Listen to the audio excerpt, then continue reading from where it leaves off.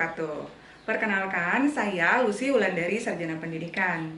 Saya mengampu mata pelajaran Otomatisasi Tata Kelola Humas dan Keprotokolan di kelas 11. Pelajaran ini merupakan kelompok C3 yang hanya ada di kelas 11 dan berlanjut di kelas 12. Untuk kelas 11, ada 10 kompetensi dasar yang akan kalian pelajari. Nah, untuk kompetensi dasar 3.1 sampai dengan kompetensi dasar 3.5 akan Ibu bahas di semester 3 atau di semester ganjil. Kemudian, untuk kompetensi dasar 3.6 sampai dengan 3.10 akan Ibu bahas di semester selanjutnya, yaitu di semester genap. Ibu sapa dulu kalian ya. Apa kabar semuanya? Semoga selalu sehat. Walaupun pembelajaran kita dalam metode daring atau dalam jarak jauh, tetapi harus semangat ya, dan selalu menjaga protokol kesehatan dalam mencegah pandemi COVID-19. Kamu sudah cuci tangan hari ini? Biasakan untuk selalu mencuci tangan sering-sering, minimal dengan hand sanitizer atau dengan sabun setelah memegang benda apapun dan menghindari memegang area wajah ya. Baiklah, sebelum kita belajar, marilah kita berdoa menurut agama dan keyakinannya masing-masing. Anak-anakku, Ibu akan memperkenalkan dulu untuk materi kita hari ini adalah KD 3.1, yaitu mengenai ruang lingkup humas. Yang akan kita pelajari di KD ini hanya akan membahas mengenai sejarah perkembangan humas dan mengenai metode humas, serta manfaat humas. Anak-anakku semuanya, kita panjatkan puji dan syukur kehadirat Allah Subhanahu wa Ta'ala bahwa hari ini kita semua bisa belajar dalam keadaan sehat. Kita tidak usah patah semangat walaupun belajar jarak jauh, tetapi masih bisa berinteraksi. Dalam rangka mengupayakan pembelajaran jarak jauh mengenai teknologi informasi, Ibu dan kalian akan menerapkan dalam metode pembelajaran blended learning, yaitu kalian bisa mengunduh dari flow pribadi Ibu, kemudian Ibu akan memberikan tugas melalui Google Form dan melalui link channel YouTube yang telah dibagikan ke admin kelas. Kita mulai sesi pertama, yaitu mengenai sejarah perkembangan humas. Kamu saksikan dulu ya tayangan berikut ini. Perhatikan baik-baik. Catatlah bagian-bagian penting dari video yang akan Ibu tayangkan. Sesudah itu, kita akan berlanjut ke sesi berikutnya. Selamat menyaksikan. Dalam sejarahnya, menurut Morrison tahun 2008, dalam bukunya, secara humas modern muncul sebagai akibat dari revolusi industri yang terjadi di Eropa pada penghujung tahun 1800-an. Nah, hal ini ditandai dengan bermunculannya industri besar yang memproduksi produk secara massal, praktik monopoli, serta ketertutupan informasi kepada halayak. Kemudian setelah itu memasuki abad ke-20, muncul ketidaksenangan masyarakat terhadap praktik bisnis tidak sehat yang dilakukan oleh pelaku industri, yang ditandai dengan peran media massa mempublikasikan kegiatan kotor tersebut kepada halayak. Terkait dengan hal tersebut, banyak perusahaan mulai mendatangkan ahli komunikasi atau pakar humas untuk menetralkan isu-isu atau berita-berita negatif yang merugikan citra perusahaan di mata publik. Di abad ke-20 inilah untuk pertama kali ahli komunikasi disebut sebagai agen pers. Tokoh yang muncul pada saat itu, menurut Morrison, adalah E.V. Ledbetter-Lee. Pada tahun 1903, E.V. Ledbetter-Lee bersama rekannya George Parker membuka kantor publisitas atau publicity office. Mereka menangani banyak kasus. Salah satu yang terkenal adalah menangani pemogokan pekerja tambang batu bara. Karena kasus tersebut, E.V. Ledbetter-Lee akhirnya menerbitkan suatu pernyataan prinsip atau dikenal dengan istilah Declaration of Principle. Inti pernyataan prinsip tersebut adalah individu dan perusahaan akan bersikap terbuka dan jujur dalam berhubungan dengan halayak. Saat menjelang Perang Dunia Pertama, pemerintah Amerika Serikat menjadi pihak pertama yang memelopori program humas. Program humas itu diprakarsai oleh Presiden Amerika Serikat pada waktu itu. Ada yang ingat siapa nama presidennya? Ya, betul. Nama presidennya adalah Woodrow Wilson. Dan tim sukses yang bernama Panitia Israel yang dipimpin oleh George Creel. Panitia itu melakukan kegiatan humas berupa slogan "To make the world safe for democracy", yang bertujuan mencari dukungan publik Amerika Serikat agar bersedia membantu pemerintah Amerika Serikat untuk turut serta dalam kancah perang dunia. Strategi komunikasi yang terencana dan terlaksana dengan baik tersebut berhasil membuat masyarakat memberikan dukungan penuh kepada pemerintah Amerika. Keberhasilan ini mengukuhkan pentingnya humas bagi organisasi kenegaraan. Lalu, masa-masa pasca Perang Dunia Kedua di Amerika ditandai tingginya tingkat kecurigaan dan rasa tidak percaya halayak AS terhadap perusahaan yang dianggap sebagai biang kehancuran ekonomi negara. Pemerintah Amerika untuk kedua kalinya memanfaatkan peran humas untuk membangkitkan kepercayaan dan semangat Presiden Amerika. Presiden Amerika saat itu, yaitu Franklin Roosevelt, melakukan kegiatan humas dengan cara berkomunikasi dengan rakyatnya melalui media apa coba pada saat itu? Ada yang tahu? Bagus, media radio. Dengan memperkenalkan program reformasi ekonomi yang disebut New Deal. Dialog Roosevelt di radio tersebut dikenang sebagai salah satu keberhasilan humas dalam mempengaruhi opini publik. Sampai sini, ada yang mau bertanya, anak-anakku? Sejak saat itu, semua pihak menyadari pentingnya peranan humas di semua lini, baik kenegaraan, politik, perusahaan, maupun organisasi. Selanjutnya, di zaman sekarang, peran dan fungsi humas menjadi semakin kompleks dan spesifik. Selanjutnya, kita akan bahas mengenai 4 model humas. 4 model humas ini dirumuskan oleh James Gurnick dan Todd Hahn. Model ini menggunakan 4 kategori hubungan komunikasi dengan publik yang ditempatkan dalam sebuah konteks historis. Gurnick dan Hahn memakai contoh dari sejarah Amerika. 4 model humas ini, yang pertama adalah Press Agentry Model.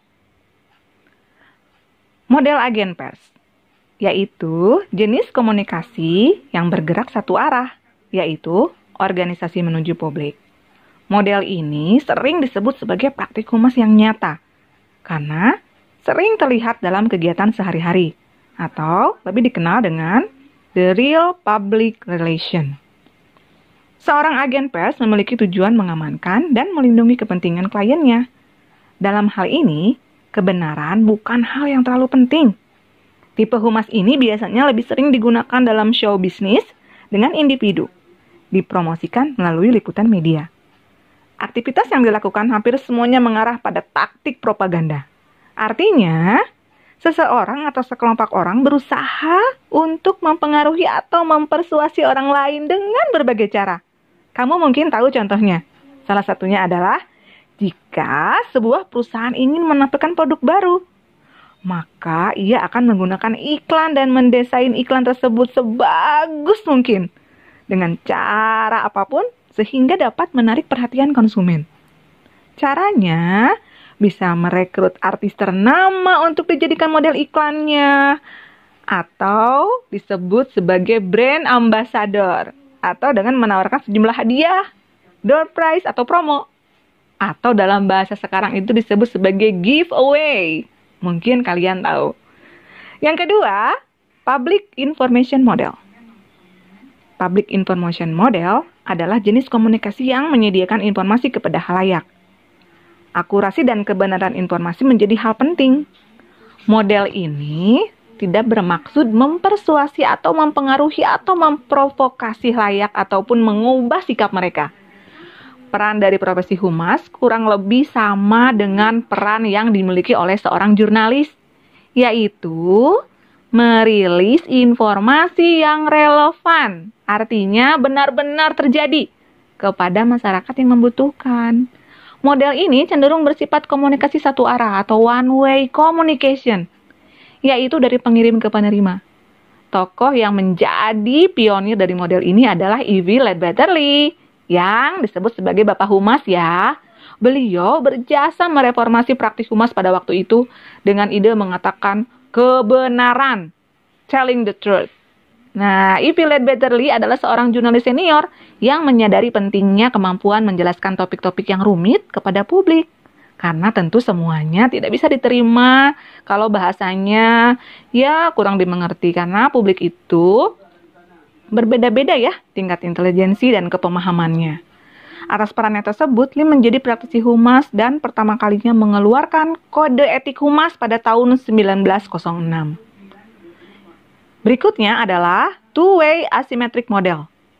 Two-Way Asymmetric Model dipelopori oleh Edward Bernays di sekitaran tahun 1920 hingga 1950. Model ini berupa gagasan tentang komunikasi dua arah atau two-way communication. Akan tetapi, komunikasi dalam model ini bersifat tidak seimbang karena perubahannya hanya terjadi pada sikap atau perilaku publik, bukan pada organisasi. Penelitian kehumasan merupakan komponen kunci dalam model ini karena tujuannya mempengaruhi umum atau publik untuk mengadopsi sikap dan keyakinan yang menguntungkan bagi suatu organisasi. Hal ini berdasarkan pada pengumpulan data tentang keyakinan yang ada. Dan yang terakhir adalah Two-Way Symmetric Model.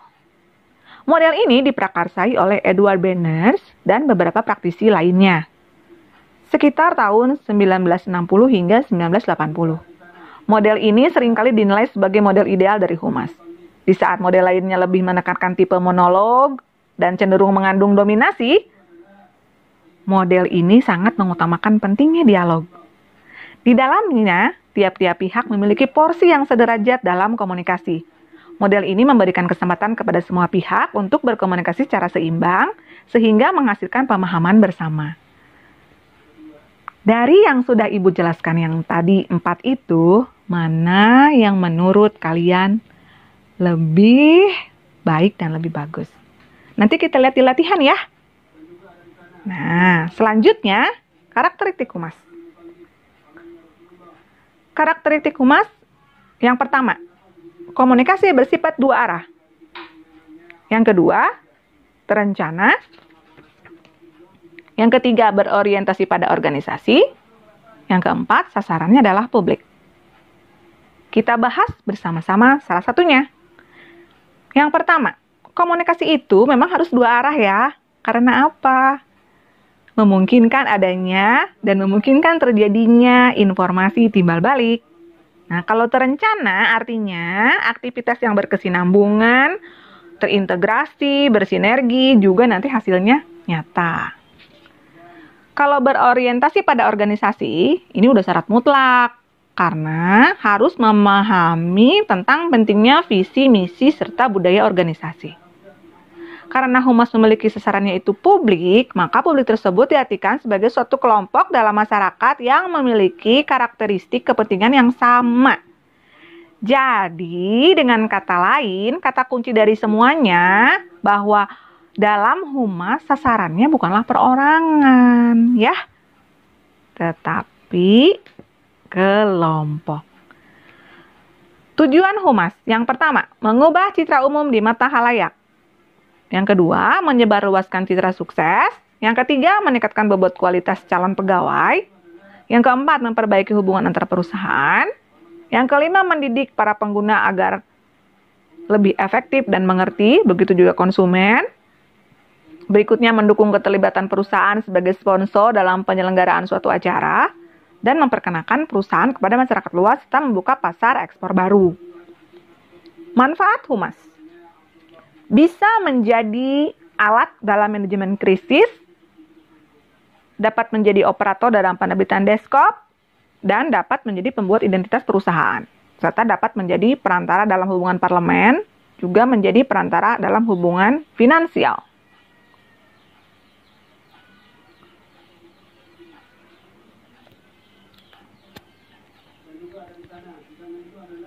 Ya, anak-anakku semuanya, jangan berhenti untuk bosan untuk menyaksikan semua tayangan tadi ya. Dari paparan-paparan yang telah kamu saksikan, kamu sudah melihat tayangan video, kemudian sudah menayangkan tayangan PowerPoint presentation. Sekarang, Ibu anak-anakku telah selesai rangkaian kegiatan pembelajaran kita untuk hari ini. Semoga bermanfaat. Pesan Ibu, selalu menetapkan protokol humas dalam setiap kegiatan sehari-hari kamu. Habis ini, kamu segera cuci tangan lagi ya, karena kamu sudah memegang benda-benda untuk menulis tadi. Selalu sehat, gunakan masker, dan selalu berolahraga agar imunitas tertanam dengan baik. Anak-anakku sekalian, Jangan lupa untuk mengerjakan latihan di link yang sudah Ibu berikan. Kamu bisa mencatat bagian-bagian penting, mengisi Google Form, dan jangan lupa untuk penilaian keterampilan. Sesudah kamu melihat tayangan tadi, Ibu akan membagikan sebuah link yang harus kalian pelajari dari link tersebut. Tugasnya adalah membuat sebuah presentasi dalam durasi kurang lebih 3 menit dengan mencatat bagian-bagian penting.